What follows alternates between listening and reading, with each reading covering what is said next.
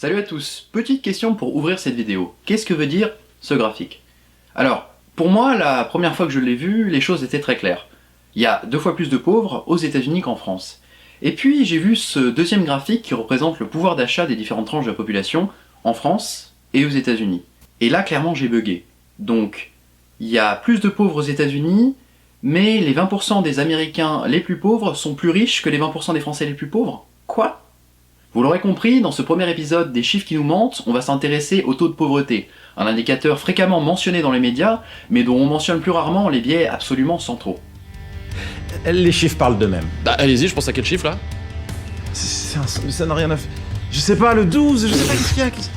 Quoi? N'importe quoi. Je pensais à 1000. Oh le nulos.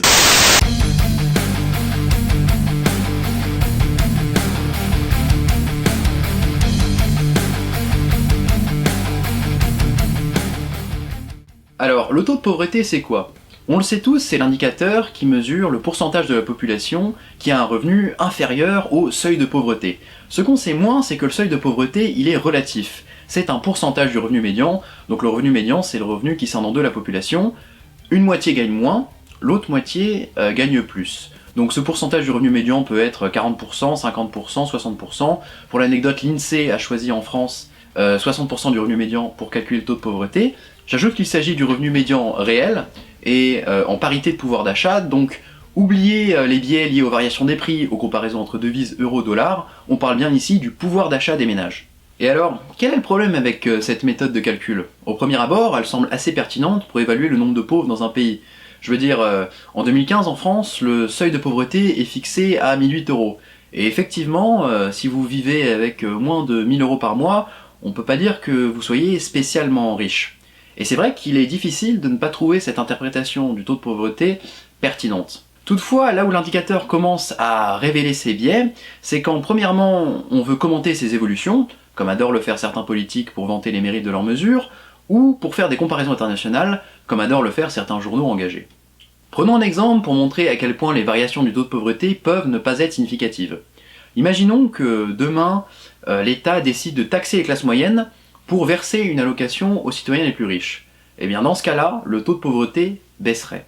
En effet, on l'aura compris, le taux de pauvreté varie certes en fonction du nombre de personnes qui vivent en dessous du seuil de pauvreté, qui varie en fonction du taux de chômage, du montant des allocations sociales, mais aussi du montant du seuil de pauvreté, qui lui est conditionné par le revenu médian.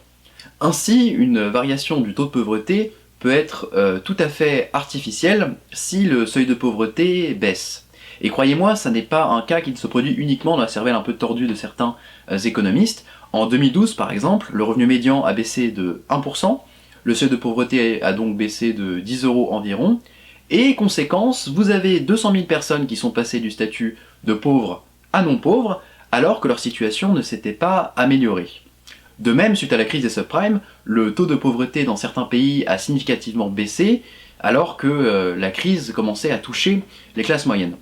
A contrario, imaginons un cas où le revenu des 20% les plus pauvres croît, mais moins vite que le revenu médian. Alors le taux de pauvreté va augmenter, et ce alors que le pouvoir d'achat des 20% les plus pauvres aura progressé. Pour les comparaisons internationales, même principe, même biais. Cela n'a aucun sens de comparer les taux de pauvreté dans différents pays, puisque souvent ceux-ci n'ont pas le même revenu médian et donc le même seuil de pauvreté. L'exemple France-États-Unis est à ce titre particulièrement probant.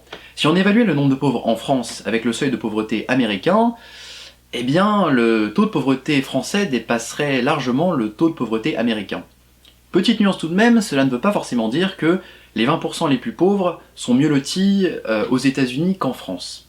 En effet, si on voulait s'atteler à cette problématique, il faudrait intégrer l'apport en nature des services publics comme la santé, l'éducation, à notre analyse.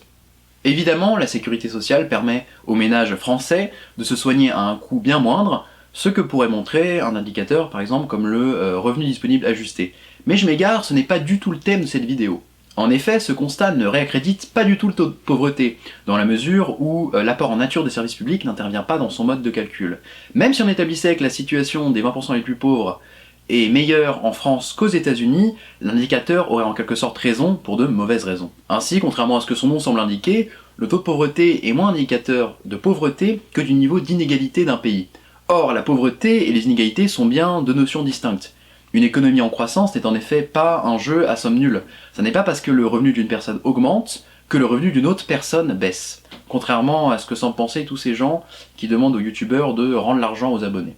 Évidemment, dès lors qu'on considère les inégalités réelles comme un problème en soi, eh bien l'indicateur devient pertinent.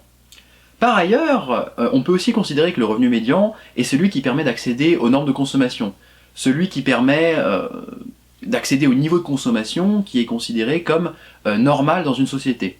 C'est d'ailleurs comme ça que des instituts comme l'OCDE, Eurostat et l'INSEE justifient son emploi. Voilà, c'est la fin de ce premier épisode, j'espère qu'il vous a plu. Le but était de vous faire patienter avant la vidéo de Julien et le deuxième épisode de Science Molle. Petite précision avant de clore tout à fait cette vidéo.